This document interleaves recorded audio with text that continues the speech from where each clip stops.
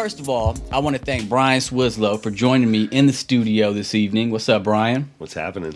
Man, Thank you for the second installment of the Swizlo Sessions on the HipHopHumboldt podcast.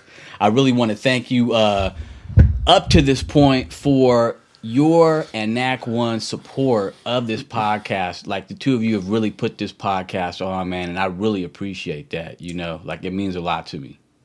Cool. Yeah, no, it's my pleasure. As we know, we crossed paths by me checking it out, see, and to make a long story short, realized how far we really kind of go back, even though we never really crossed paths. You being tight with one Kariki, and yes, sir, what you guys do, is like a deep connection, and yeah, so it's easy to get behind it, man. You really dig what you're doing, you know what I mean, and I'm always drawn to people who really dig what they're doing, man. So, because I really dig what I'm doing. That's what's up. So I recognize that, and I appreciate it, man. A lot of people do. Thanks, man. Swizz, I really appreciate you, man, because you kind of set the standard in the community for people who put themselves into their work. Let me tell you that, man. Like, we were just talking about that, man. Like, you really, you've given yourself a lot of yourself and your sound. We were talking about your sound, and that's something I'd love to, if we can get into tonight or in one of the future Swizlo sessions, I definitely want to talk about Object Heavy and the mystery, at least the Mystery Lounge story that we were just talking about. That would be a dope one. Yeah, I mean, the Mystery Lounge, the origin of the Mystery Lounge has a bit to do with the sound of Object Heavy in a way, because I've really been, from the time that I moved here, I guess I've always been into funk music. I mean, I've always been into, my dad was hip to Gil Scott-Heron and Richie Havens. I really liked him because, he was a brother who was playing his acoustic guitar and he was really, really edgy. You know what I mean? And Gil Scott-Heron was like, it was smooth and super aggressive, man. He was representing, whether it be Black Panthers, his movement. It was like you could feel it, even for me as a kid, and having my dad was like, yeah, no, this would be cool. Life would be better. You know what I mean? Like he was, that's what's up. So I think about that. And then my parents listening to Diana Ross, the Supremes. So I mean, you think about all the different women who sang, and even like Donna Summer was a big once it got a little later, you know what I mean. I was still 8 or 9, so but Aretha and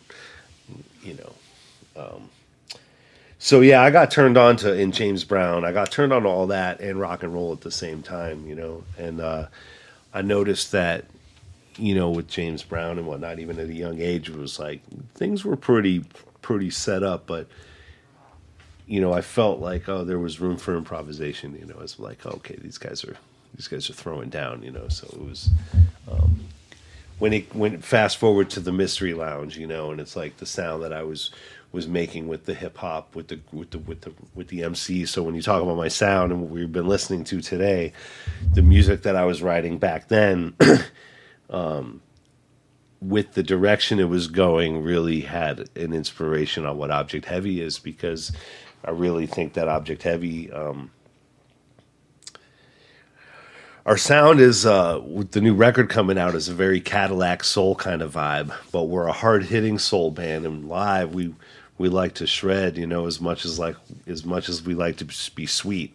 So when I think about those names of those groups, those artists that I mentioned, and then fast forward and add, maybe let's go to a generation, my generation of growing up, to Lenny Kravitz and Living Colour. And then you started to see the mashup, which, and then, we can even go further to Rage Against the Machine, and you start to, there was the what was the name of that movie? Judgment Night soundtrack, where there was a mashup of rock and hip hop. And man, so all of those elements sprinkled with the Temptations and the Aretha, really led me to wanting to explore that in an improvisational way, I guess, by the time the Mystery Lounge happened.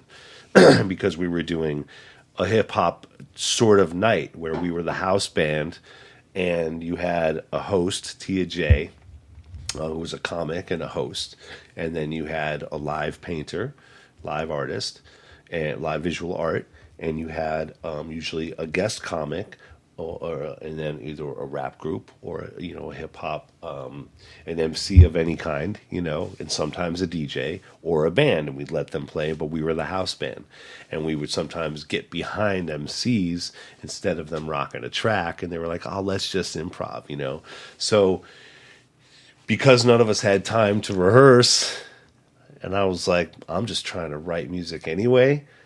Let's just do this. So that's the Mystery Lounge in Los Angeles is where that was born, and the Mystery Lounge name comes from what was the Hip Hop Lounge, which happened before that in Humboldt before I moved to LA. So there's the origin of the Mystery Lounge. That's what's up. It was the next iteration after the Hip Hop Lounge. Yeah, the Mystery Lounge was the second coming of what I started, by conversation and idea and design was put together by Just One and myself, DJ Just One. The idea of, playing in a coffee house with just like lamps and couches and people chilling, and we're improvising hip hop music. Without MCs, just instrumental. We wanted to do some instrumental hip hop, and this is in 2000-ish, 2001, at Muddy Waters Coffee Company, which is now Northtown Coffee in Northtown, Arcata, California. Yeah. So this was back then, and we would do these nights, the Hip Hop Lounge, to the point where it was even, we had a logo, Pamela Johnson, who does a lot of cool flyers and posters for this community, put together this cool logo idea. And with our bass player, and we created this logo. And anyway, that logo of the name, the Hip Hop Lounge, was turned into a gigantic sign, black and silver wood sign. They hung it over the triangle part, of the front of Muddy Waters. And when you walked up, it looked like you were going inside to the Hip Hop Lounge. That's the name sick. was on there, huge, and people would see it. And I remember seeing people the next day or the days after, and be like, "Did you buy Muddy Waters to call? Did you change the name of that to the Hip Hop Lounge?" I'm like, "Oh man, if you only knew how bad I want to do that." You know what I mean? That would be so cool. Man, they gave you the idea for the Red Fox, man. Well, that's the thing is I bought into the Red Fox after a bunch of owners, but a few friends had it. So when I got in there, I definitely tried to implement some of what I could bring to the table, So we definitely created another before the Get Down. See, this is after the Hip Hop Lounge. Years later, when you go to the Red Fox, we did the I think it was called the Acid Jazz Experiment. And we did the same thing where we had somebody recording it, and then we would have improv sessions, which was after that, years later, when the Red Fox closed, and I'm like skipping way forward now to 2015, 16, we started the Get Down. And the Get Down crew, and 2014, 13, 14, I should say, because it was 2013, because we did this K-Hum experience with Bill Summers from the Headhunters and DJ Logic. And Drew Moore, the original bass player, singer of Object Heavy, which was originally called the Get Down Crew, and Pete Ciotti and myself. Oh, nice. That was the group that played at K-Hum. And that was the Get Down Crew. We didn't have a name, and we were like, well, this is the house band for the Get Down on Monday nights. Let's just call it the Get Down Crew. You know what I mean? And, there was some other stuff that happened, but that was the origin. That was like, so yeah, there was... The Hip Hop Lounge became kind of an institution of just a bunch of us jamming and improvising, and that carried on. Pete Ciotti would do the PC trios or the PC experience, where he would do the same and bring musicians out and play with him. And it's, there was a bunch of us that a few of us liked this idea of improvising, and so we just kept showing up and doing it. I'd play 2 and 3 hour gigs, like just straight improv the whole time, and I'm just like a pretty good blues player, funk player, I guess, and didn't know a lot of jazz. I knew some, but you know what I mean? But at that point, that's when the schooling really started for me anyway with this crew. So we just kept showing up and just kept pushing each other to get better. And so, yeah, you had the Hip Hop Lounge. Then I moved to LA and the Mystery Lounge happened. And then I moved back to Humboldt, and that's where There were a couple of other jam scenes that happened, but they were more like warehouse jam scenes. They were our own. We were doing it. We're having crazy warehouse parties till 8 in the morning off of Samoa, Nice. and that we would have back then was still allowed to be called the Pimp and Hoe Party. We don't call them that anymore. They call them the Black and White Affair, or whatever. But back then it was all good, and everyone was dressed up to the nines, and would go to this crazy warehouse and just rage till 8 in the morning, and that's where jam scenes would happen. So that time was just that's when FATBOL was starting to bubble as well, and that's where that was all born around that time. It was born in 2002 when I lived in LA, even though the logo was made in 2001 with the Hip Hop Lounge crew. Technically, the bass player of the Hip Hop Lounge and Pamela, who I mentioned, and I put together what became FATBOL. And then Pamela cleaned it up, turned it into something cool, and then my sister made it print ready by a couple years later, or a year later. I can't remember exactly. It was all kind of so long ago. But within that year or so, my sister made it print ready, and my father did me a solid and charged me cost for a dozen T-shirts and a dozen hats that were embroidered. So, and all this happened at the same time. The Mystery Lounge and the Hip Hop Lounge stuff was going on. Wow, that was the birth of FATBOL right there. Yeah, roughly. Yeah, that was when it all went down, and I was living with Mike Packard at the time after Spank had kind of didn't disband, but I wasn't really playing with them anymore. Was starting to shift, and I was playing with the Freestyle Kings, which became its own entity, and then I was playing with other rappers a little bit, but I was playing with DOCG, and this was this group of improv kids, and one of the guys was the bass player, Mike Packard, Mikey P, and I ended up living at his place, and we ended up becoming roommates, and over time, October came, he's like, hey, my birthday's coming up. I'm like, me too. He's like, when is it? I'm like, oh, at the end of the month. He's like, me too. I'm like, well, what date? He's like, the 28th. I'm like, me too. Turns out we both, the guy who drew the FATBOL logo, who created it, and I had the same birthday, different year. I'm a little older, but we both had the same birthday. We're roommates, came up with this cool idea. Our friend Pamela was like, I'm a graphic artist. I can totally help you guys. I have this cool computer. We're like, holy shit, what the fuck is all this? You know what I mean? It was in the year 2000 or something. That's awesome. And she helped bring it to life. She just turned it into what it looked like, And anyway, so yeah, that was all around the same time. And DJ Jedi, who's Nick Talvola, the trumpet player, he was with the Hip Hop Lounge as well. He was a part of that group as the DJ at the time, and because of that, he decided he wanted to become a trumpet player, and he's an amazing trumpet player now. That's what's up. So that happened along the way too. As Nick got really good at trumpet. Yeah, from the Hip Hop Lounge. From the Hip Hop Lounge, yeah. He might have been into it before, but then Michelle Nevedo was part of it. It was our trumpet player, and he was really like he and Michelle got really tight, and they started doing trumpet together. One day, Nick showed up, and he's like, blah, blah, blah, blah, blah, blah, blah. I'm like, what the? So that was cool. But yeah, out of the Hip Hop Lounge, built the Mystery Lounge, which built this jam warehouse scene through Chris Noonan. This is where my partnership with him started because of the Bump Foundation, which was Spank originally. So Spank became the Bump Foundation with Chris Noonan, Boa, who's my business partner now, and he was like, hey, what's up with this FATBOL thing? And I was like, oh, I mean, it's just something I've been making a dozen shirts when I get a little extra money, giving it to the rappers and musicians. He goes, well, what the fuck? I like it. So he and I made a deal, and he bought into FATBOL. We went to a lawyer, and we did a 50-50 thing, and we're like, let's do it. So he helped me and made it possible for FATBOL to breathe life. And in 2005, 6, 7 is when we actually inked it.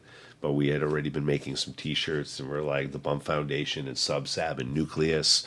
And Nucleus was the band for Subsab, similar to Spank and the Kings. You know what I mean? Like, oh, yeah. Same idea. The musicians I was playing with, I felt it was necessary for them to back the MCs on my other project, so that way it would make it easier for me as an MD or as a band leader to work with one set of people. Mm-hmm. And just expand from there. We're already getting tight. Let's get into some other shit. Let's create, we're in a small town. Let's create more opportunities for us to play more, for us selfishly, and for the community. Let's breed more. let's see what happens here. Let's see if we can show that this is something that can happen. And it may have already been happening with other people. I just don't know. Like, I don't know, but the elders like Paul DeMarc, and there's like a ton of like amazing musicians, Dale Cash. There's a whole scene of elders that were here before my time that were really important to this, to where we're at. You know what I mean? It really helped. Like when I saw all these really great musicians when I moved here, I was like, oh, sweet. I love it. Like I want to get good. Yeah, the hip hop lounge, the mystery lounge, turned into FATBOL and that vibe, and which turned into eventually at the those were the years of Mugatu and all that. And then by 2009, 10, 11, 12, we started doing these acid jazz experiments. And truth is, in 2002, before I moved, I set up one last gig as a drummer. Nobody knew that I really was a drummer in town. A few people did, but I put a band together because I was like, hey, I think that I'm leaving, so let's get a bunch of people who I think would be a sick band. And it was Chris Devlin, the keyboardist from he's currently from Grateful Get Down. Oh, okay. Keyboardist, Friends of the Devlin, and that's Chris Devlin. He was the keyboardist who was in the DOCG, so we were both keyboarding together in a band together 20-something years ago. Oh, wow. There you go. Yeah, that's crazy. Yeah, Pete. He's still tight with Pete and plays with Pete now, who we were all playing together back then. Anyway, so yeah, Devlin was the other keyboardist, and then I had Greg from Spank on guitar, and then I had Nick, the DJ Jedi. We had a trumpet, Brian White from Spank and other bands, the trombone player, and then it was Jeff Thorpe, who was from a band called Dr. Jive Slice, and they were like the other funk band in town. It was Spank and Dr. Jive Slice were all like buddies, and they were a super fun band. Dope. Yeah, they were really cool. Horn player, they were rocking, and Jeff was a sick bass player. And so Jeff, I was like, dude, Jeff and Greg would be just awesome together. And so I kind of inadvertently put them together, thinking, I'm like, this would be the greatest band. I'm like, but I want to play drums. And they're like, huh? I'm like, yeah, I want to have Devlin play keys because I'm moving. You guys should all play together. And we called it the Acid Jazz Experiment. And it was a one-time show at Rumors, which eventually became the Red Fox years later. And we played there, and it was my last gig in Humboldt, and I played drums. People were like, what? I'm like, oh, yeah, and we improv'd a full, I have a CD of it somewhere. It's probably fucked up by now. I don't know if it ever got saved any. I wouldn't even know. That's crazy. Know. But yeah, so that happened, and then I left, and then the Bunk Foundation became a band, and lo and behold, Noonan was part of that, and Boa, right? He was part of it with Greg on guitar, and Jeff from Dr. Jive Slice was the bass player, and Brian White, the trombone player, was in the band. Oh, wow. All in Bump Foundation. They were all part of Bump Foundation. Mm-hmm. That's crazy. So, I always felt that putting these jams together would create new bands. I know for sure that it works. Yep. So that was like spawned a thing. I'm like, okay. And then when I came back and we started doing the Acid Jazz Experience, is what we called it, not an experience at the Red Fox. And I was like, I had just moved back a couple years ago. I was just kind of getting my groove again. And I was like, hey, let's have a jam night. I'll host it, and someone bring the gear, and I'll help dial it in. You can all use my shit, my keyboards. So that it kept all the musicians hanging out together when there weren't gigs. And I mean, people would be like, hey man, let's go play one, David. Like, shit, I didn't know you played bass. Shit, let's go jam. And then you show up and you're like, hey, what's up? And then suddenly we're starting a new band with Pete and Leo. You know what I mean? Because we just, wow, I didn't even know you played. It's totally organic. So there's just a lot of that going on when you're in a small town. You got to bring the pool together and get everyone in the same room as much as possible. So I just always thought, there's others. I'm not the only one, I don't think, but there's a few of us who really felt that way, Chris, Greg, we always it's always let's put on these jams and get people rocking. It's a very New Orleans vibe kind of thing, man. You know what I mean? You go to New Orleans and especially on the jam scene, it's like if a heavy walks in the room, and someone gets on the stage and you're like, oh shit, hey man, give him your guitar real quick. And be like, oh shit, okay, here you go. And be like, what's up? Hang out and grab a tambourine for a minute because, Barry Krasno or somebody came in the room. Buddy guy showed up. Hey, you know what I mean? Like, give that guy a guitar. Yeah, man. That's crazy, man. So that all led to the Get Down, which happened with Pete and I. So Pete's Ciotti's still, and he owns the Jam now. So now it's his stage. Red Fox is gone. Now he's the one with the venue. Shout out to Pete. Shout out to Pete. And he was like, let's do something. And we started doing the Get Down. It was like a night for Get Down. It was before the show and everything. Oh, okay. The Netflix show, The Get Down. Yeah. Oh, okay. Yeah. I was like, man, all right, well, that's okay. But then in Portland, there's the Get Down also. So now it's a venue, but it's a whole crew of people that they were like, and we knew of them, but they were like, yo, what's up? What's up with this Get Down? We're like, oh, we're the Get Down crew from Humboldt. We're just the band, and they're like, oh, all right, cool. And not the same entity. And we were like, and I already was like, we need to change this name. This isn't working. This is not the name we want. There's a show. There's already the Portland crew, which we love. We play in Portland all the time. You know what I mean? We're like, I don't want to diss that at all. You know what I mean? Like, so yeah, let's just see what's up. Let's just make something that makes sense. And then there was the big old Nasty Get Down, which was an album that got put out with a whole bunch of awesome musicians. So yeah, it was just time to make that change. And so the Get Down actually turned into Object Heavy. So so all of those names that I just said through the years, all doing the same kind of groovy funk soul music, trying to find singers who could sing soul music and funk music, in R&B as good as possible would be dope. I like hip hop, and I like when there's choruses. I like when Mary J. Blige sings some. You know what I mean? Like, yeah, for sure. I like that element. So when you put all of those things together, the culmination of my whole time in Humboldt has all led to this band in more than one way. That's dope, man. That's so dope. That's Object Heavy right now, man. That's you guys are holding it down. I mean, when you listen to some of those tracks today, I wrote those in like 2002, 2003. They were released in 2004 or 5 maybe. 20 years ago, man. Almost 20 years. Some of those tracks you could tell. I mean, you hear the choruses and MC Problematic, right? MCP. Yeah. We were just listening to some MC Problematic, and I mean, you can hear the Object Heavy influences like all over, That Brian Swislow sound he's kept it going throughout the years, and it's something that it's been a real legacy for him to lay down in Humboldt, and I got respect. Thanks, man. It's crazy. I love to see you guys still rolling with Object Heavy. The sound is still going, I'm realizing now that this group has been something for 9 years.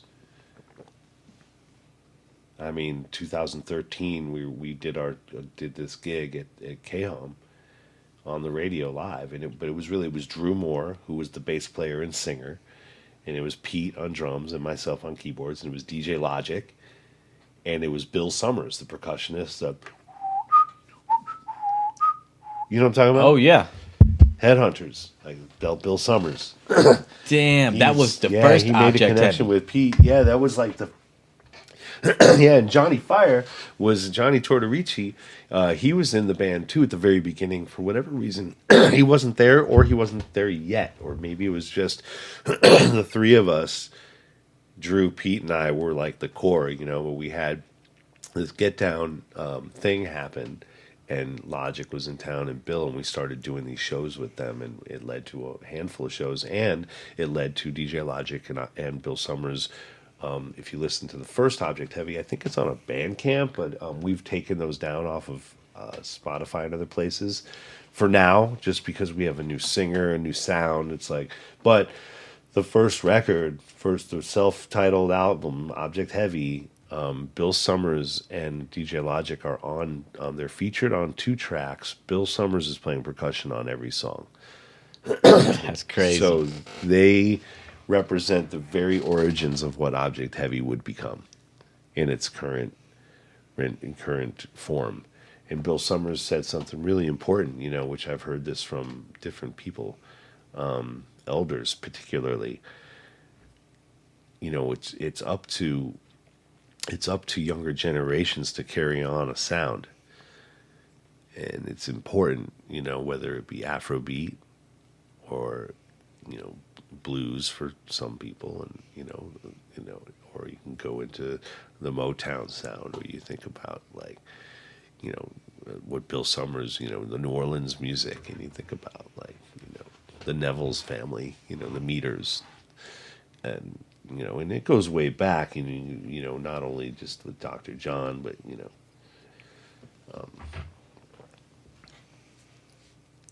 it goes back further. So it's so for younger generations to carry on these sounds is really important. And I remember Bill said that. He was like, you gotta keep making this music, man, because it's the only way that it's going to stay alive, is if younger generations. So when you hang out with an elder, soak that shit in,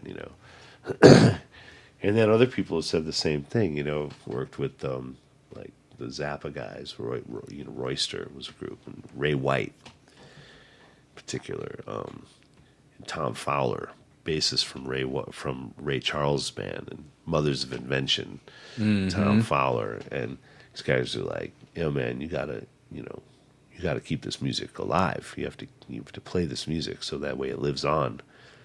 This is the best way to keep this art alive and keep these artists alive. Keep people like Frank Zappa alive. Keep people like,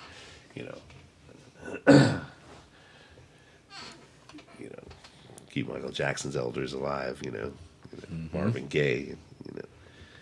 It's the legacy, man. And it goes deeper and deeper, and and learned it. I've learned it a little bit from younger generations of musicians. For example, Seun Fela's son.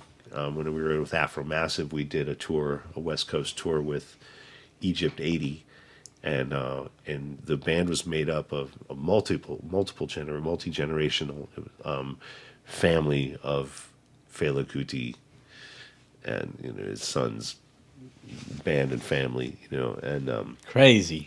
And they were like, for them to see Americans playing this music, it was really like they felt that it's really important because that's So again, the common theme is making this music is important. So as I had this opportunity with Object Heavy when we were approached with Kelly Finnegan, of Monophonics, and Kelly Finnegan Atonements. He was with Transistor Sound, and that's his baby. And we had an opportunity to define a sound of yesterday, but like performed like today. So my long point of bringing it all around is like the origin of years and years of playing. Being lucky to be surrounded by the hip hop community, that I mentioned, the Freestyle Kings, Sub Sab, Garth Vader, and Knack One, and Highway, and all everyone, Yep. It's been it's really all led, it's been inspired, hip hop inspired soul music. So in that, just when I think about all of the years, like what has been the vibe the whole time, and just today, stamping it, confirming, when we were listening to the MC Problematic record, and I hadn't really listened to it in a while. It was just like, so I had just been listening to a couple tracks recently, and had been in touch with them, and I was like, wow. Man, there's a lot of Object Heavy in this sound. I wrote this stuff a long time ago. So 20 years, man. That's crazy. There's the Mystery Lounge story. That's what's up. That's quite a culmination right there, man.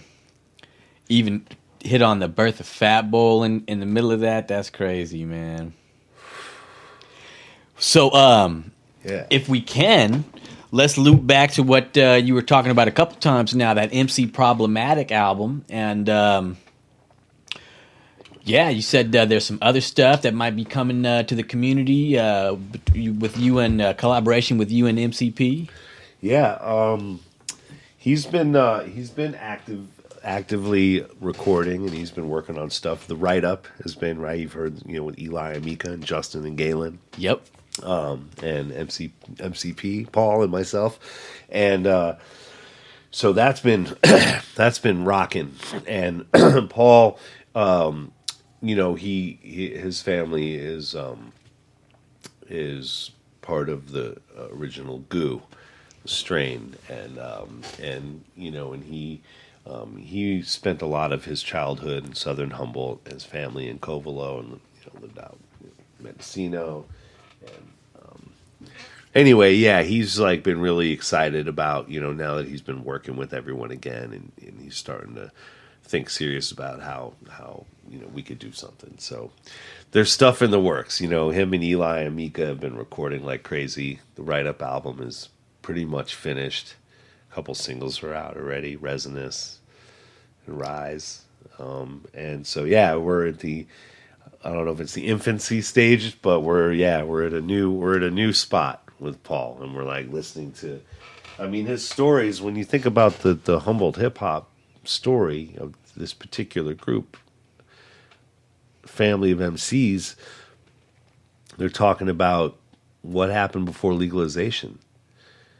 And if you go back far enough, whether it's Potluck, the Freestyle Kings, Humboldt County Freestyle Kings, you think of groups like North Coast Underground, right? North Coast Underground, that's Jameson Hodder. He and Delwyn and Galen Davis, G-Bob, they're all part of the Tropicali crew, right? So the Tropicali, right? Yeah. So they have sometimes rock with a live band, and then they also rock, and Just One will sometimes get down with them. Galen, Delwyn, J-Mo, forgive me if I'm missing anybody else, but those guys, those been the homies forever. And J-Mo I've known since I'm pretty much moved up here, and they were rocking the buses at Reggae on the River.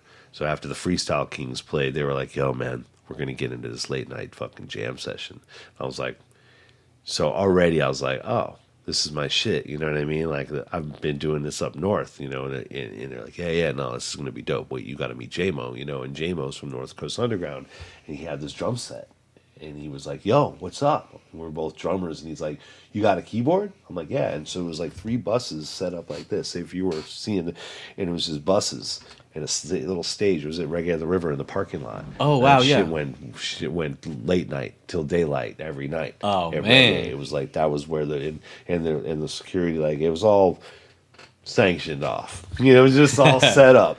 And Yeah. I was too new here to know how that all worked itself out, so I won't even talk about that. All I know is that after we were done playing, they were like, you need to bring your keyboards. I'm like, isn't somebody got a 4-wheeler or something, man?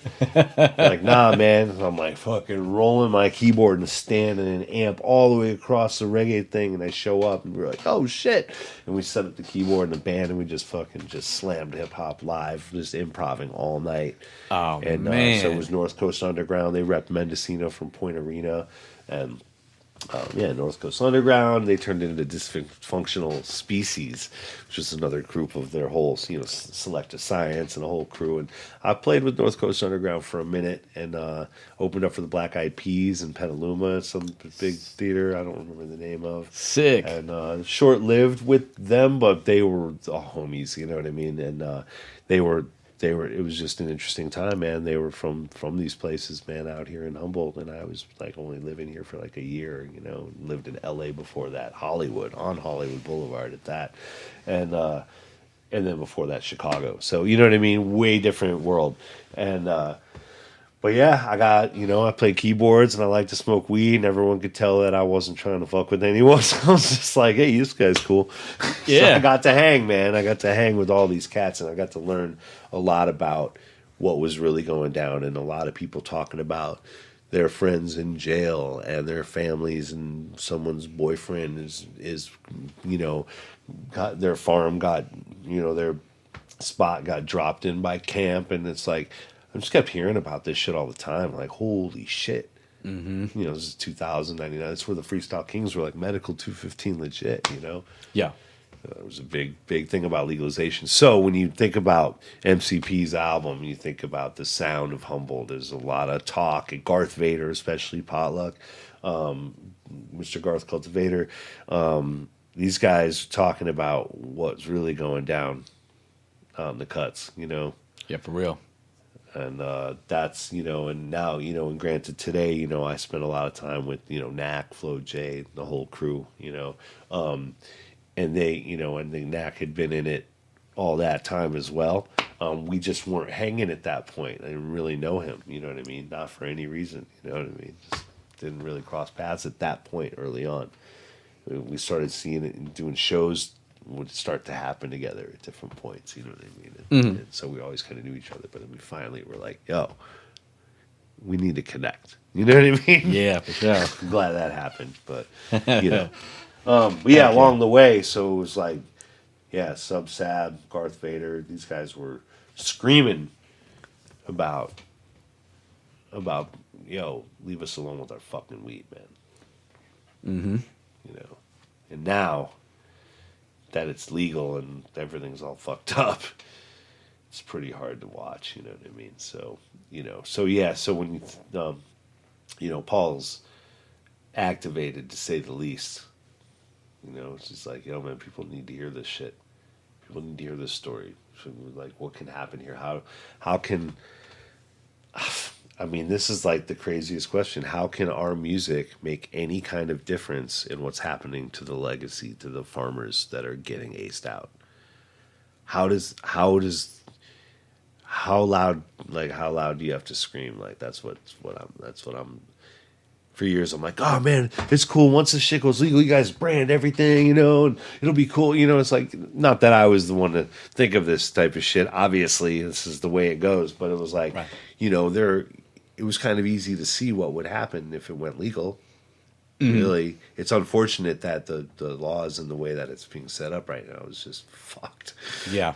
Well, unfortunately, it's not really set up for success or for anyone to survive. So how does, so here I am, I don't really have any stake in it. So I'm like, fuck.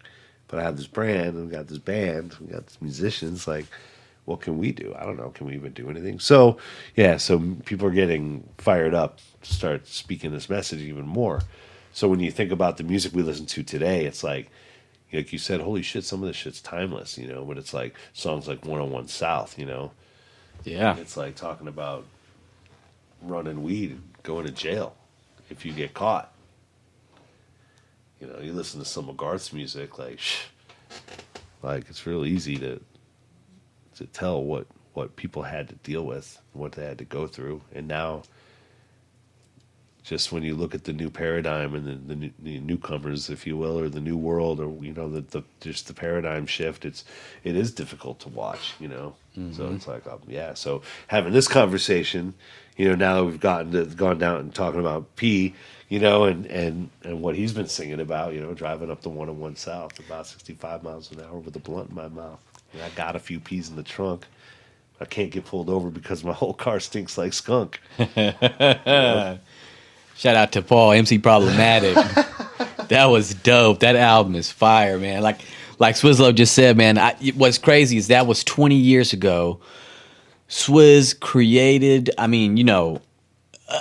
the whole sound of the album. You produced every track on the album?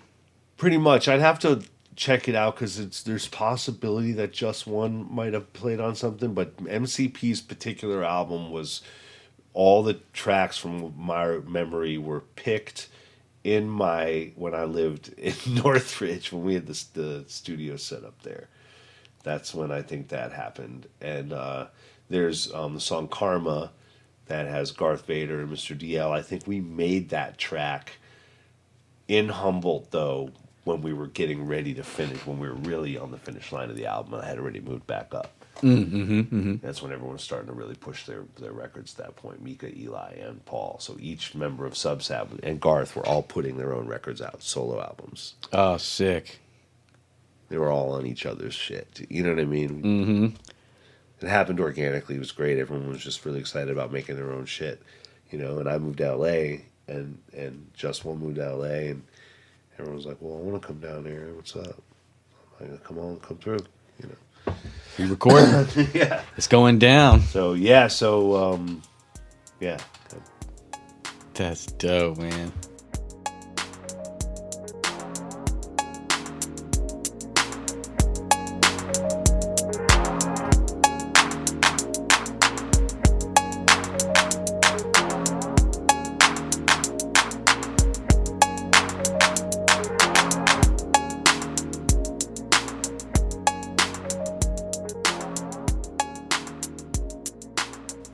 Yeah. So you were also telling me, and so I just want to say I want to give out, like I said, a shout out to MCP, and I definitely want to do episode with MCP, and I don't want to get too far into his music and everything like that on this episode unless we want to.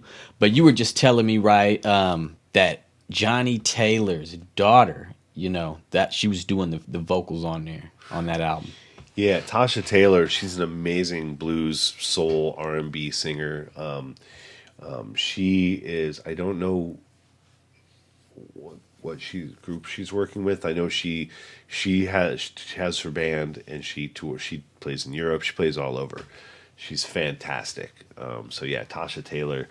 And back in the day, back in that time, I was playing in her band. And I was also playing in Coop's band. I was playing in Koopa Jones, right? Coop. This is in 2003 or 4. I was playing in Tasha Taylor's band, and I was playing in Coop's band. And I was playing with a group called Elijah Rock and the New Funk Soul. So I was playing. It was great. So, so if anybody wonders, you know what I mean? We're like, Object Heavy, man, you're doing soul now. In 2003, I was playing with Koopa Jones, which was like a super funky soul kind of thing. Coop's got that sings like a bird, Tasha Taylor was definitely a blues kind of soul, hard hitting rock and soul kind of vibe. And then Elijah Rock and the New Funk Soul is the name of the band. And Elijah Rock we did this whole Preacher of Love, New Funk Soul, and we did different Wade in the Water, and we did Elijah Rock, and we did Rituals, but like funk, like Sly Stone style. And this dude was making us dress up in all kinds of crazy funk outfits, and we played it in Universal City. We were playing all over town and shit. Oh, so wow. Yeah, I was playing with Elijah Rock and the New Funk, like a 12-piece band. Everyone was like a different ethnicity. Uh-huh.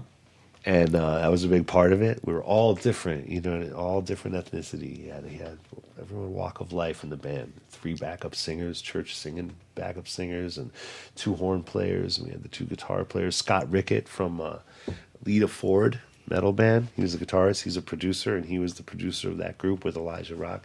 So yeah, so I was working with this whole crew, Soul Surfer Records, in Orange County. And then I was working with Tasha Taylor and working with Coop. So I was working with all of these soul singers and their super funky hard rocking bands back then, And meanwhile, I had the Mystery Lounge going on. So for a minute, I was like, wow, I had 3 bands going, and I was like, I like this shit. And at one point, we actually did a show together, and put all 3 bands together in the Mystery Lounge, because we ended up backing most everybody the whole time anyway. The drummer was playing with Tasha Taylor. We were all friends, and Scott and Carl, who's now my guy Carl, who's going to be touring with Object Heavy, was the guy back then. So it's all coming full circle. That's crazy. Really, really bizarre. But yeah, so Tasha, was just an awesome person and was a good friend, you know what I mean? We hung out a lot, and yeah, we were just all homies. And her brother's super cool, John. And yeah, that was Johnny Taylor's kid, ironically. LA stuff, I guess. That's dope, though. She's super cool lady. That's dope. She's out there. Yeah, look up Tasha Taylor. She's Tasha Harrison Taylor. That's what's up. Yeah. And man, now you just like you said, another one, a blast from the past that's still coming back. Carl, like you said, it's going to be doing shows with you guys like the next few, or you were telling me something there. Carl, we've been interim with drummers. Sam's our main man. Sam has to be at home more often, and we're starting to ramp up. And we've always had subs for a few positions in the band that we've all agreed on for certain shows. You know what I mean? As long as Richard can be there and we can pull it off, we can do it. And we will if it's a show that makes sense. We don't want to. We like our core. of course. But so good to have so backups. Thatcher, who was the drummer before Sam, who recorded percussion on this new record coming up, and played drums on the Feel Right single that's currently out. So that happened. So Carl is now in the loop because Thatcher is not available. Sam needs to be at home for a minute, and so we're going to have Carl, who lives in Santa Barbara, but has already gone through the boot camp. He came up here and rehearsed with us for a week, and then we went and did 3 shows with him, and then he's had a month to get all of those songs super tight, and he's coming back up here, and he's going to be doing all of our August shows. Oh, dope. So we've got 9, 10 August shows, and then Sam will join us for one of them in town that they'll both play on, and then Sam's doing our Sacramento show with us and a private party that weekend. So yeah, we're a little bit of everything. So that way Sam can be in the loop when he can, and Carl's cool with that. Like there's just no ego about it. So it's some P-Funk shit, man. We're just a fam, you know what I mean? So we gotta, we keep it tight. That's so dope, man. Yeah. That, you were doing music with these folks from 20 years ago, and then still got them coming back with that sound. It's the sound. The sound has what's the saying? It's battle tested. It's standed the test of time. Mm-hmm. What's interesting is that part of the sound really. What the coolest thing about like Object Heavy where it is today, you have Richard Love is our singer, you have Ian Taylor, who's now currently the longest standing member besides me. He and I are like the ones hanging on, and Leo joined shortly after, and Sam. Now you have Carl, who's circling back around, who will join us for the interim, and we'll see what drum roll please. See what's coming. Stay tuned. That's what's up. But so now I just heard something too. You guys have 10 dates in just this month of August. Oh yeah, I remember what I was going to say. Go ahead. I knew it would just take a second. It was just the sound. What's really defined where we're at now, besides going into the studio with Kelly, what led to that though, and this is really crucial, is that Coop, was out of the band, and Johnny Woods joined. Johnny Woods, he'll be on one of the tracks on the album. So at that point, it was Pete and Johnny and Leo. Leo and Johnny, our current guitar player Leo Hummer, and Johnny Woods grew up together, went to high school together in L.A. Oh, wow. They moved up here. They were in a band called The Velvet Touch. Maybe it was Velvet Touch. I don't remember if the "the" was there, but Velvet Touch. And they were this really cool retro soul kind of vibe. A little bit of progressive twist, indie pop twist, I guess, but definitely that shit. And I remember digging it. And I was like, yeah, man, these dudes know what they're. This is the sound right here for sure. It was very much what I was doing, but they were doing it in a more traditional-ish way, from my perspective, from my view. From right at the beginning, I was like, "Oh, cool soul band, dope." So when Johnny joined, and then he was like, "Hey, I think it was Andy B couldn't. He was in. He just gets busy, has kids, he has a business, and he couldn't do that many shows, And we're like, okay, we need to find a couple of everything, like some P-Funk shit. We need to get everyone in, whoever can play. Because I still wanted to play with Andy, but Leo was like, hey man, I'm totally down. And I was like, listen, I just didn't want to take the singer and I didn't want to take the 2 main components, or at least the 2 leaders of this group, or however they're. I just could tell that they were tight, which they were. They grew up together. I didn't want to be that guy who was like, hey, you guys want to be an Object Heavy? This band's starting to pop, and I could use, But Leo was like, hey, man, I'm totally down to play with you guys. I'm like, hey, I just don't want to mess with you. He's like, no, it's totally cool. So Leo and Johnny really stepped in, and Leo and Ian had played with Velvet Touch a couple times. Like, we were all part of the same scene, and they were the next generation.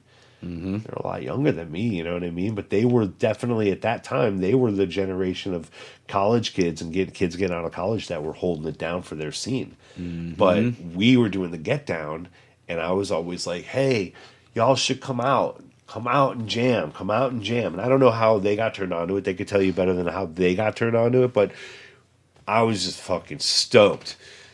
I was digging this shit, you know, because all these young bloods came out who were really good, who could play funk music and they could play acid jazz, and they were, you know, some of them were classically or jazz trained, and I was like, oh, hell yeah. Yeah. You know, and these guys were not afraid to get loose, you know, so I got kind of cool with Ian and Leo before we really played together. There were a couple times we ended up playing together during the Get Down, and Pete was like, you know, that could really work, you know what I mean? So shout out to Leo and Johnny, who really, you know, they took what we had before and what I was building with Coop to really like putting the first stamp on what the direction would be.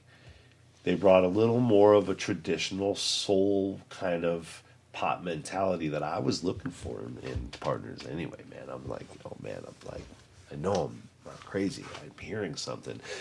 But Leo was like, oh, here's this like turnaround right here. I'm like, oh yeah, man. Man, that's what I'm talking about. You know what I mean? Heck yeah. Very much like Greg Camphouse, though. You know, in respect to Greg, and shout out to Greg, because Greg's real tasty too. The two of them have a similar mentality to the guitar. So I was really digging that, you know, with Leo, and then we got into songwriting, and Leo and I write really well together, and Ian, you know, it just made sense. So once we got to that point, we started formulating our songs. We started really bringing our songs to a different, tighter level. By the time we went to the studio, even all of that was just deconstructed completely. You know, Kelly was just like, oh yeah, I see what you're going with this, but if you don't need this to be here, then let's just get rid of this. And just, you know, and so, yeah, I mean, that's the coolest thing about having a producer, is that, you know, they can make you really look at yourself and look at your tracks, and you can totally put your ego aside and let that shit fall and get busy and rebuild it with someone who knows what to do with it. You know, he's like, he saw all the building blocks, you know, so I'm thankful that, you know, I was building this sound, you know, and then it showed up through Leo and Ian, you know what I mean? And then once Richard joined, I mean, it just, his voice and his attitude and his aura, his whole thing, man. Richard's a lovely guy, man. He's a good brother. You know what I mean? He's a gentle giant, man, is what he is. And, you know, so, you know, the recipe is spicy at the moment. We're digging it, man. So it's taken a long time to where I'm like, okay, the band's a lot younger now. You know, Carl ages it a little bit back a little bit in my direction, but still, it's like, you know, in honor of like someone like Phil Jackson, it's like, at the end of the day, man, I actually have an opportunity to be building with a team that is generational. You know, I think some of those, you know, some bands get lucky with they go through their peers and then they all like, you know, just crush, you know, and they just fucking blow up together.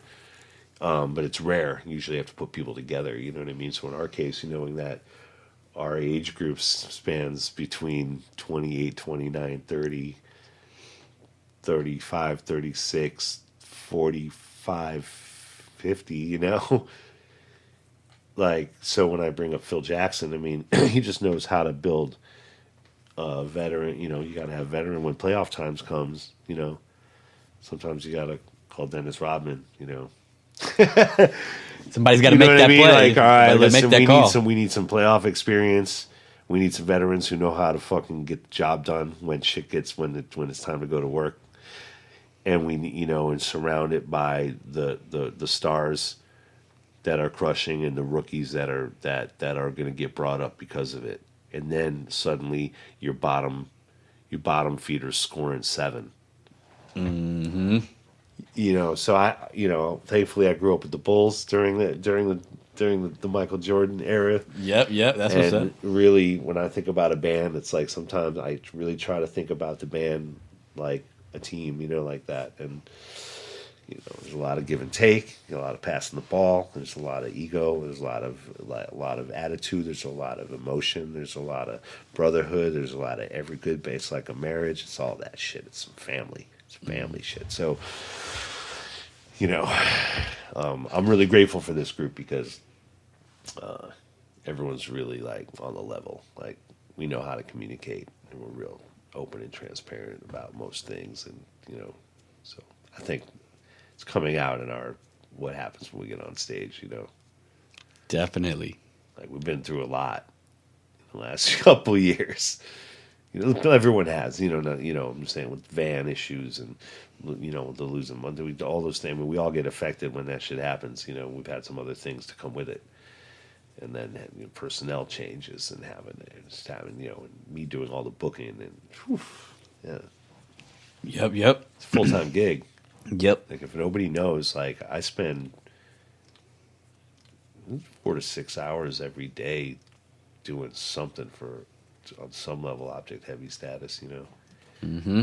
while I'm trying to push FATBOL as much as I can too, you know what I mean? Like Mm-hmm. even doing these shit you do, dealing with social media. Mm-hmm.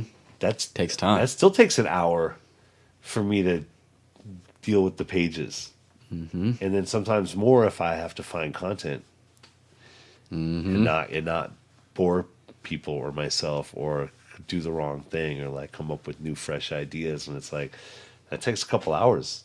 Yep. Like I'm like at midnight, I'm gonna be before bed. I'm gonna be laying there going, shit. Let me find 2 pictures real quick. Let me find this one thing. Or maybe I should go back. What's tomorrow? Sunday. All right, let's post something that has nothing to do with selling shit. Blah blah blah blah. You know what I mean? Like, Yep. and that's like, holy shit. That takes me a couple hours every single day. And I'm realizing now that I've taken that on for it's like, shit. All right.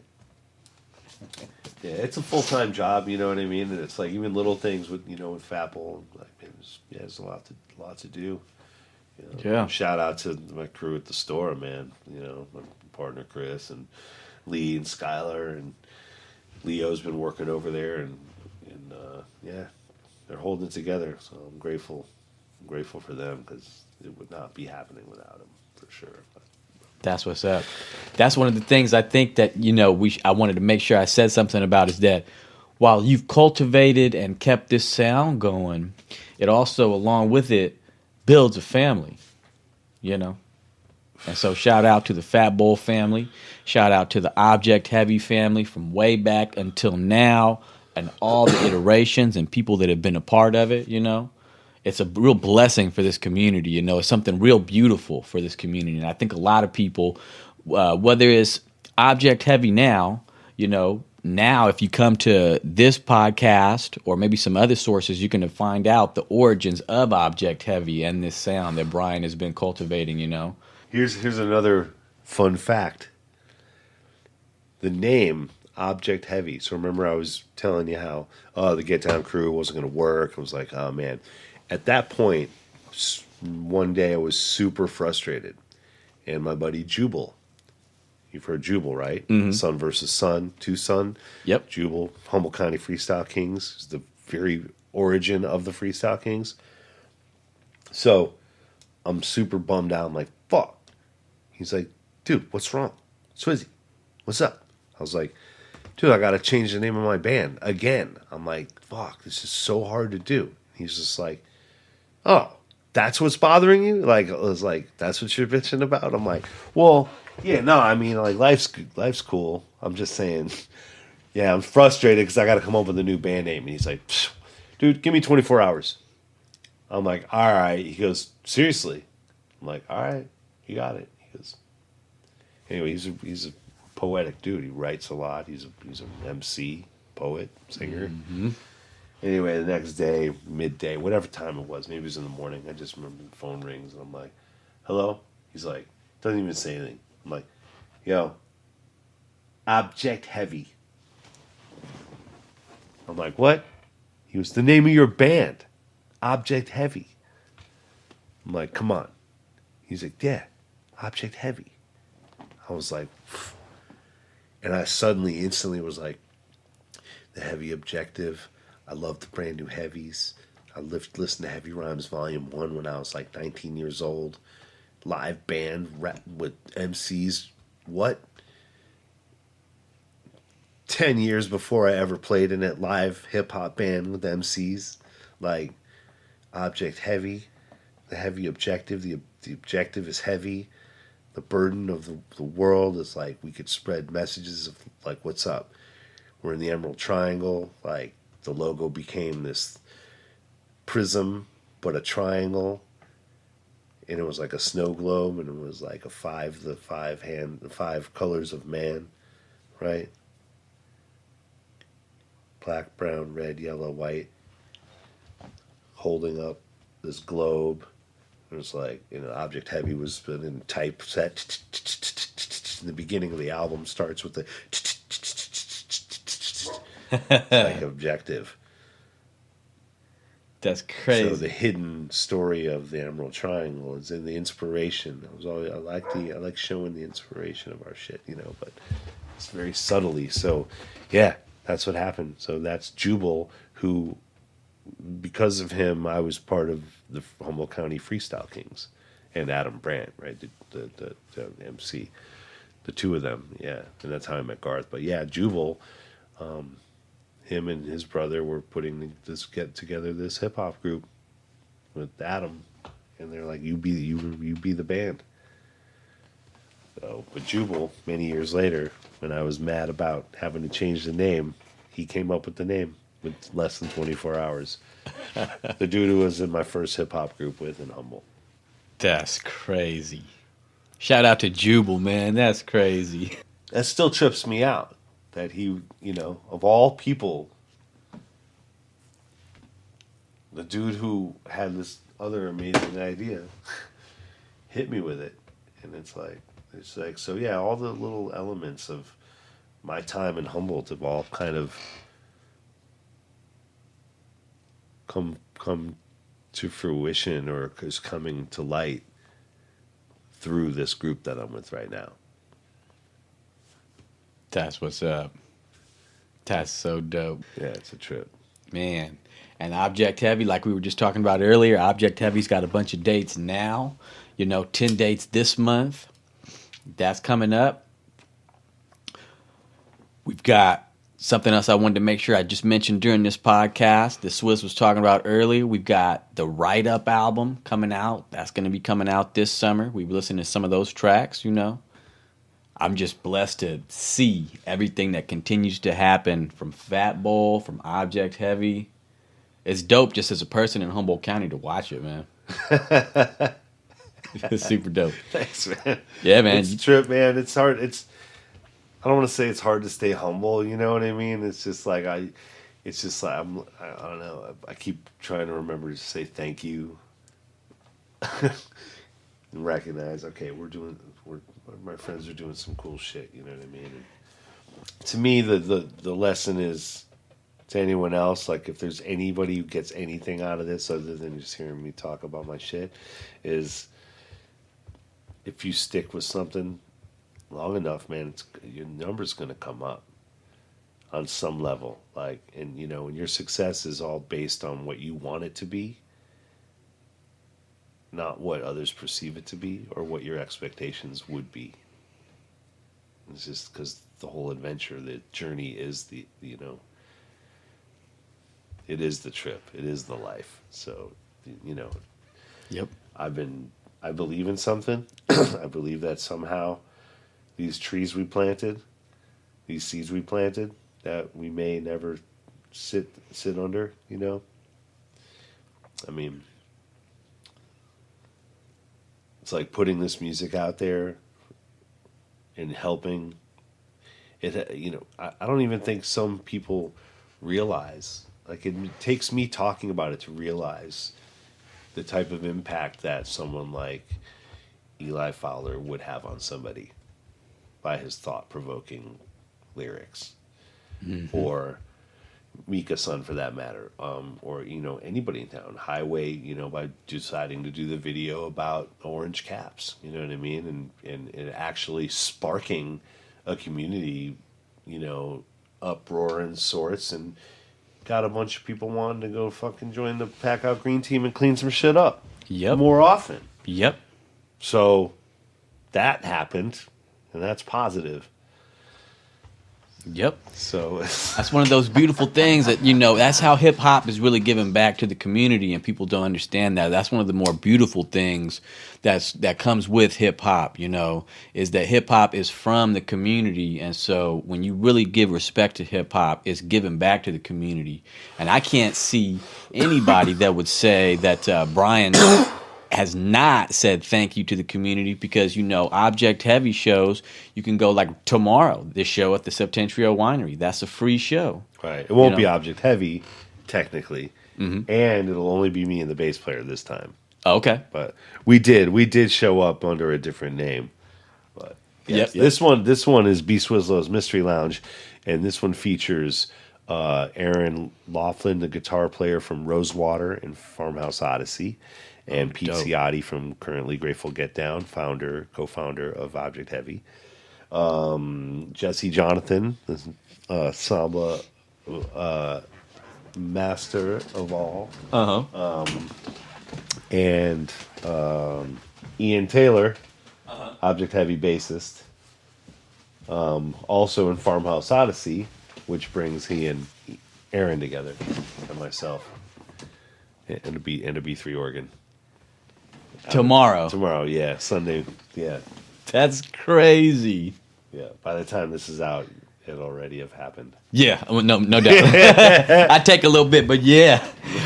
So when you do see Mystery Lounge shows around here, make sure you check those out, because that's something that Swizlo's doing for the community, where you get to see some dope, typically some improvisation. Yeah, in most cases, it started out to be whoever was available.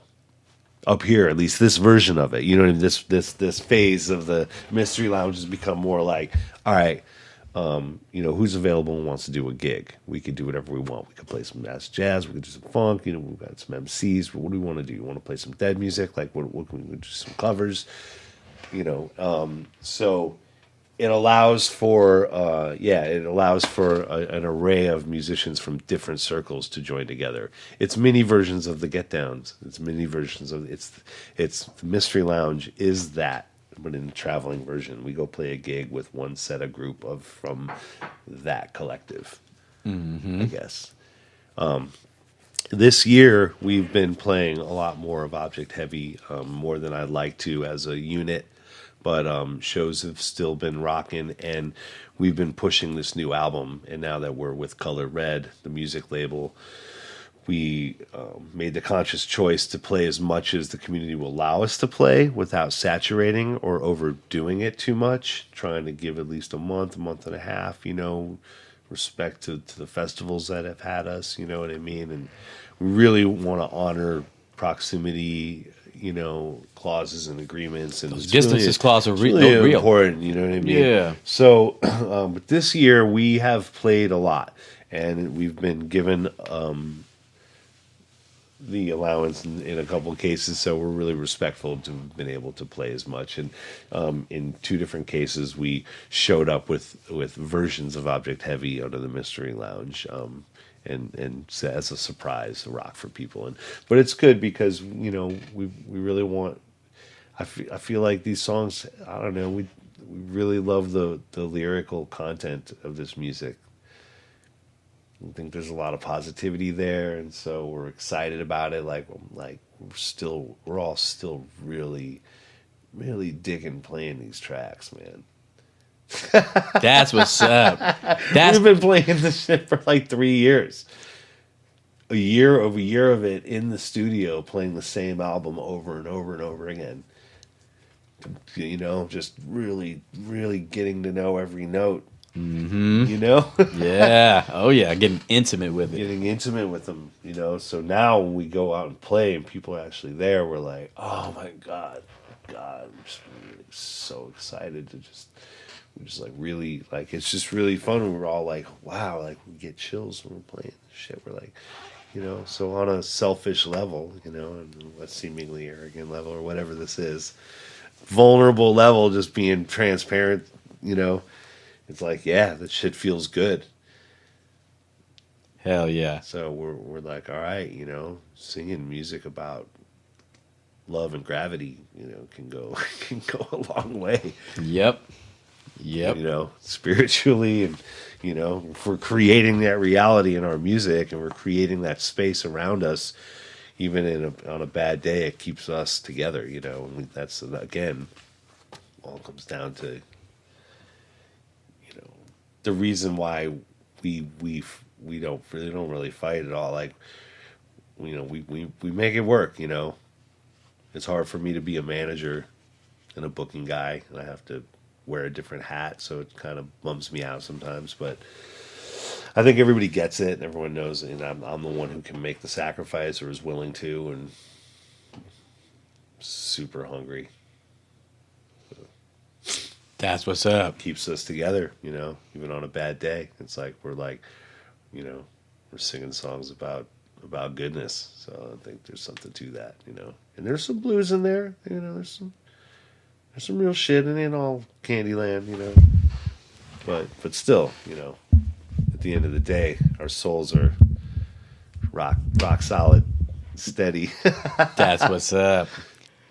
Well, Swizz, I'm wishing you the best of luck on your August tour dates and everything. Of course, you got past August, the rest of the year, Yeah.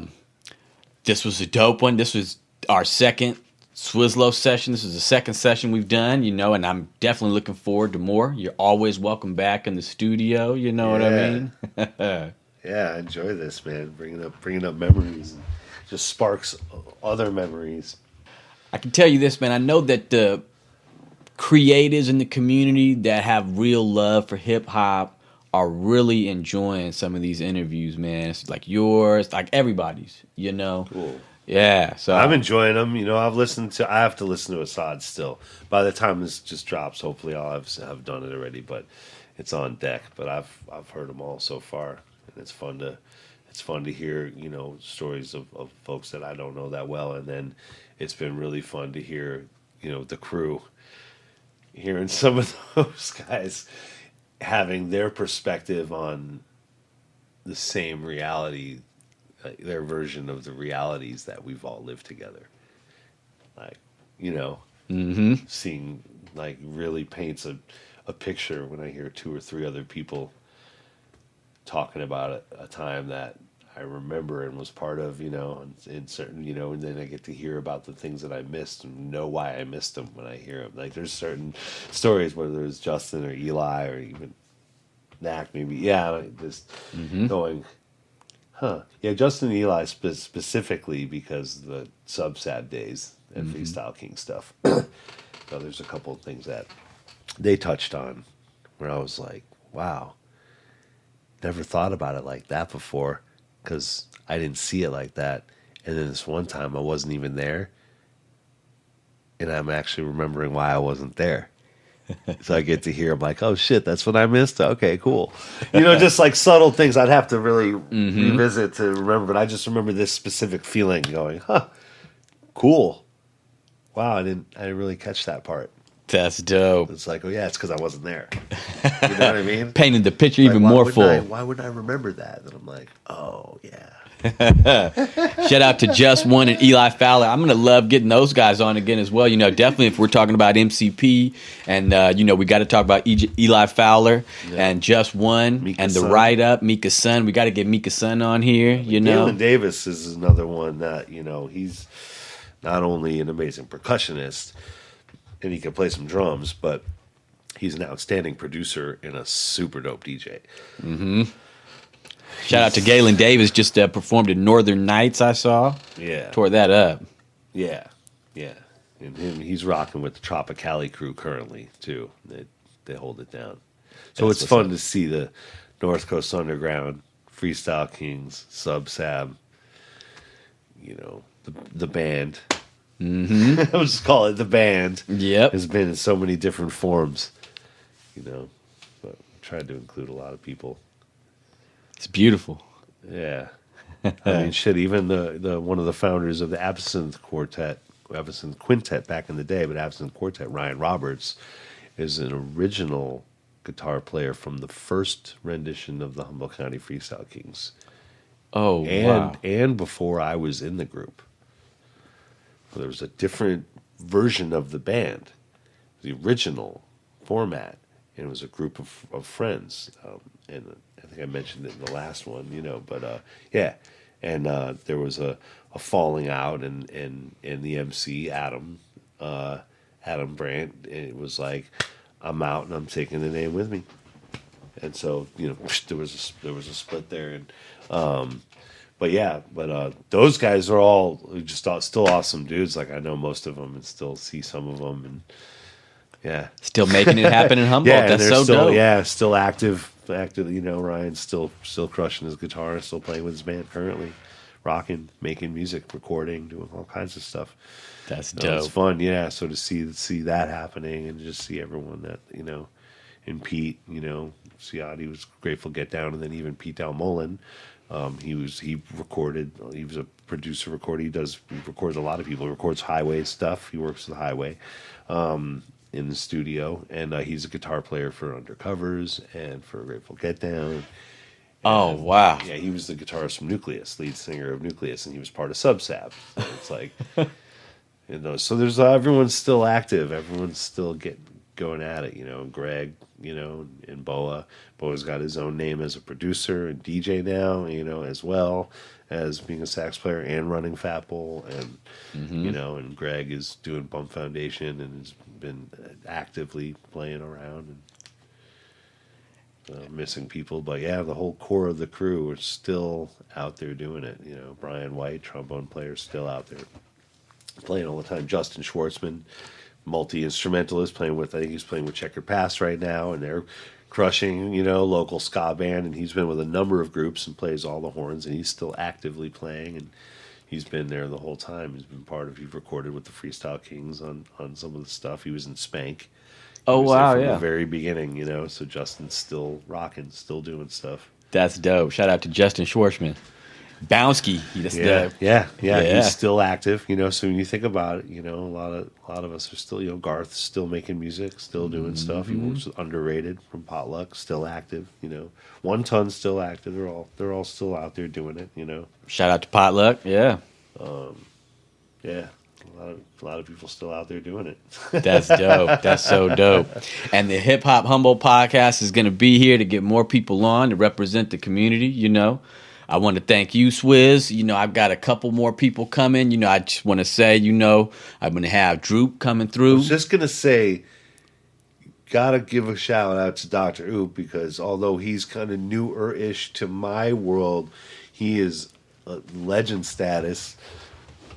Right, Project Blow Fam, like Dr. Facts. Oop, man. Yep. LA Hip Hop Orchestra, doing all kinds of cool shit, and he's into kids music, and he's like a mentor of sorts, and he rocks with Digging Dirt all the time, and he's been on the scene. We've done some recordings together. We've had some in Hella Kinetic, is him and Tomic and Aaron Drago, right? Kinetic. Those guys are from Mugatu, and so I've been rocking with Troop. I'm on a few of the tracks with the Hella Kinetic crew as well, because those guys are fam. So yeah, you took that right out of my head. I was like, you got to hit up Droop, and you're like, oh, I'm gonna have Droop on soon. I'm like, of course, heck yeah. I realized, oh wait, he didn't come up, but he wasn't part of Freestyle King time for me. But he was active then, crushing back then. Oh wow, doing back in the day. I'm pretty sure in L.A. It just didn't cross his path until way later. That's crazy how it goes too. Yeah. Dope talent always comes together, man. You're the testament of that, Word. Man, Mr. Swizlo, thank you for holding it down for the community, man. Yeah, thank you too, man. Thank you. You're doing an important works right here. You know what I mean? You're creating stories of a whole bunch of us that are just like, we're just really small little pockets of our community, really, at the end of the day. We're like, you think of the MCs, everyone's just kind of like, holding down our little zone, but let me tell you what, my hands are always in those pockets, and those pockets are fat, because there's a lot of dope artists that I like from Humboldt, man. It's a beautiful scene. Oh, yeah, man. Yeah. Shout out to everyone who we didn't mention, man. There's a whole community, but Yeah. And anybody we didn't mention, I'm trying to get you on. I want to get you on the podcast. I want to make sure that you've got your representation on this podcast. It's about the community. It's about Humboldt County and the culture, you know. There's a whole time between 2002, 3, and 4 where I was living in LA primarily, even though I'd come up here and I've heard of different groups and I've started hearing, about other crews, you know what I mean? But we just never crossed their paths at the time. But they were like big. They made a big difference here too. Like family, right? I mean, that's where Highway kind of came up from. But he was like an offshoot of like there was LCA, which was way back in the day, and even NAC 1. So those guys were starting. Jay the Sarge, were starting to do shit, and like there was there was a whole scene brewing in the time that after we left, there was definitely was a void. And Dirty Rats had probably always been around. You know what I mean? I just didn't know of them until that time. 2000, they were probably 2002, 3, 4 is when a lot of these groups started to show up. Even if they'd been together before, they know. But even you probably know now just from listening to some of the stories. You know what I mean? I'd have to revisit, but still, you know what I'm saying? Like there was a period that I'm like, okay, when I moved back, there was this whole swirling new scene of MCs and shit, and I was like, oh, all right, this is cool, you know what I mean? So I had to like jump back in and just hold my ground for now, hold my ground, you know what I mean? I had to wade in the water myself, I was like, oh shit, there's a whole scene here, because when the Freestyle Kings happened, there really wasn't anybody. They were not publicly, you know what I mean? There was Manifest. Publicly, there wasn't really anybody getting up and rapping, not locally, not that I remember. It wasn't until after that point, and things, people started showing up. Now, we had done some things in house parties, you know what I mean? And that was some of the guys from Potluck, pre-Potluck, or at least maybe they were Potluck, Parton Lane Click. And it was like when I was in Spank, before I was in the Freestyle Kings, but they all started kind of coming around when I met some of the rappers, and I was like, oh shit. They're like, yo, what's up with the mic? I'm like, grab it. My bandmate's like, yeah, fuck it. And I'm like, yeah, no. I was all about it, man. I was like, yeah. This is what we're going to do next. Like, I was already huge into hip-hop, you know what I mean? So when these MCs were like, oh, your band's fucking funky, man. It's like, and here's a microphone for you, sir. Let's go. Yeah. Like, Heck so yeah. my early memories of that were having Spank had raging parties, man.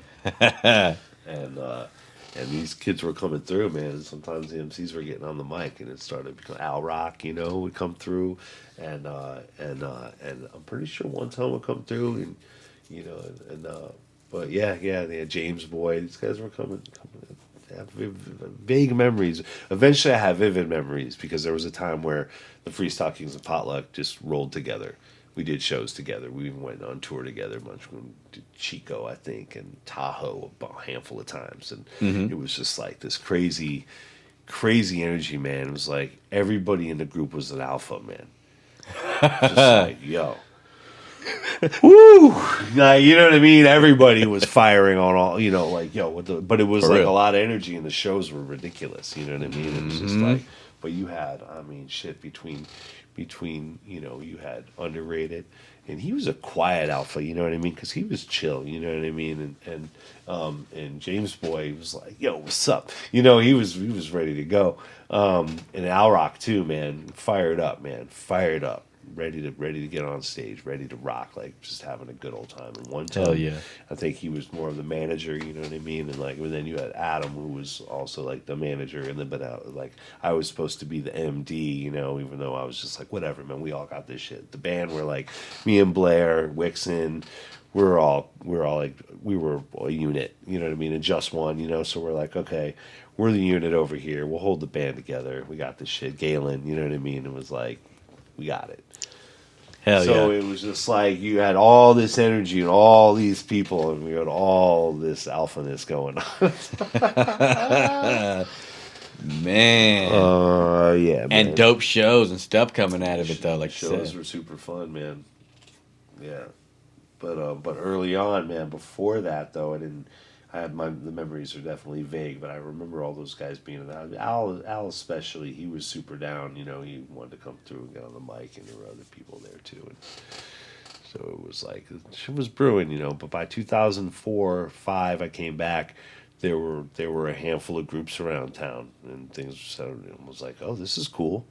Mm-hmm. This is cool, you know. And then you know, because Eli was like, yo, Subsab. He's like, you're living here again, like.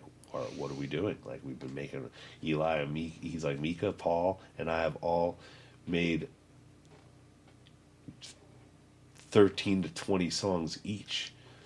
Between you know me making all of Paul's, me and Justin making a lot of Eli's, me making a few, Justin making a few, and then Justin making primarily the Mika ones with me on a few and playing on some. Like that was the thing. It was like we each produced somebody else and then collaborated on everything. So that was like 30, 35 tracks that we could choose from to go play live for the band. That's a good spread, man. We found our wheelhouse. We found the ones, you know, unless we were going to play a bunch of shows in a row, we would expand or grab one. We're like, all right, let's do this one. Let's do another one. But we tried to play a lot of our shit, you know. That's what's up, man. Yeah. So yeah, it was fun because you know a lot of the MCs then didn't have bands, but there were a few. There were a couple of groups. Zach and Steamer, Zilla. Yeah. His crew. Area Sound. Yeah. Area Sound. And they would rock with the band. They would rock with Children of the Sun, which was Drew Moore for a minute. Drew, first bass player of Object Heavy, was bass player of Area Sound when they would do shows together back in the day. Oh, crazy! That's dope. Yeah, man. Yeah. It's like that. It's all tied together. Yeah, Zach and Steamer, cool cats. Definitely, that's dope. I got to get them on the podcast too. Shout out to Zach and Steamer. Yeah, those guys are cool cats too. I mean, Jose, right? LCA, and you had, missing people, but. That's dope. Yeah, those are a whole slew of Eureka cats. It was a whole different scene than our scene because our scene like kind of jumped off of the jam train a little, jumped off the jam scene a little bit. It was like that was the musicians that were playing it were on the jam scene also, so we crossed over. So it was a different element of hip hop. You know, but I like that. That was like that's the cool thing is that you had all these different flavors and different sounds. I know we're just kind of going off now, but like when you think about the differences between the Dirty Rats, you know, Highway, you know, or Darth Vader, or Underrated, or Potluck, or James Boy, or you know, Subsab, you know, there's more. You know, Jay the Sarge, Optimus, Optipop. Republican Duck Hunters. Yeah. That was right. Chris Durant, right, from Savage Henry. Pretty much Sonny Wong, Dirty Rats. It's pretty cool. All these names are all actively doing something for the community. Right? Sonny's providing amazing art and working in branding, and his name is out there. Chris Durant has got a club now in a magazine, and it's like he did something, you know what I mean? And yep. I still dig that. I think we touched on that last time, but I like, you know, maybe just when I think about our hip hop scene, the 20 years of hip hop that we're talking about, and that's not including the people that we missed and that are also doing amazing things. The teachers, the healthcare workers, the social workers, everybody in the community. You know, yeah, the community. There's a lot of us. There's a lot of people doing that, and so it's fun to see that. Just off the names off the top of my head are all people who are doing something that's positive for our community, and they all come from hip hop. Now that's what's up. That's a real testament to hip hop right there. Yeah. Man, I got a lot of respect for that, Swizz. That's so dope. Yeah. I mean, we're just kind of realizing it now. You know what I mean? Now I'm thinking about it, like thinking about those names. You know, Chris has done a lot for the community. He's raised money. He tries to give back. You know, Sonny's. Man. Yep. It's beautiful, man. Shout out to Humboldt County. Yeah. Shout out to Humboldt. We got this shit. We're going to get through it. That's right.